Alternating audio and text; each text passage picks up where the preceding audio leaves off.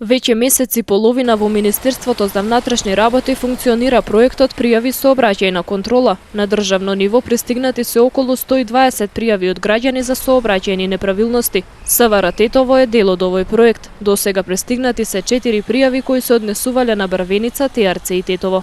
Заклучно со денеска, например, нашите служби постапиле по 4 пријави на граѓаните во Тетово и Тетовско, претходно аплицирани по електронски пат.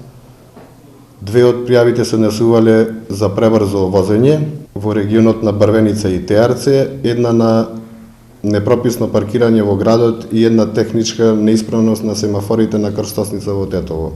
Веднаш по добивањето на пријава превземени се неопходните активности, односно спроведени се контроли на посочените места и изготвени се над 40 на поднесоци против сите прекршители. Со други зборови, исто толку сопственици на возила, односно возачи, ќе се соочат со законски предвидени глоби кои зависно од прекршокот се движат од 45 до 300 евра во денарска противвредност. Тетовци би пријавиле сообраќајен прекршок. Велат дека градот е пренатрупан со возила, паркиралиште е секое ќоше, а пешаците немаат каде да поминат. Дали би пријавиле сообраќајен прекршок? Да, би пријави, да. Каков е сообраќајот во Тетово? Па не е баш сјаен, има многу густ сообраќај, многу е густ сообраќај. Треба инфраструктура да се направи. А не знам општинарите што прават, треба да се прошири, треба паркинг, плацеви. Сообраќај никако нико не води рачуна од полицајците и така да катастрофа.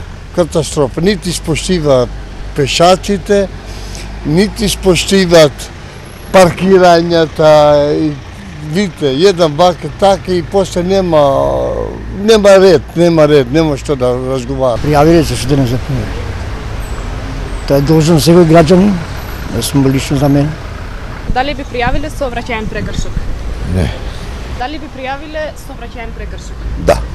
А што мислите за сообраќајот во Тетово? Мало е напнато. Би.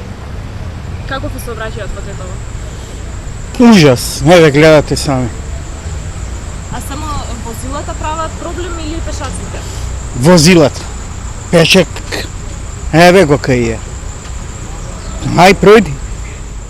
Овој проект, доколку се покаже како успешен, може да добие и траен карактер. Целта е да се зацврсти соработката помеѓу полицијата и граѓаните. Прекршоците се пријавуваат по електронски пат на веб страницата на МВР, при што е потребно да се наведе локацијата и временскиот период, кога најчесто се случуваат неправилностите.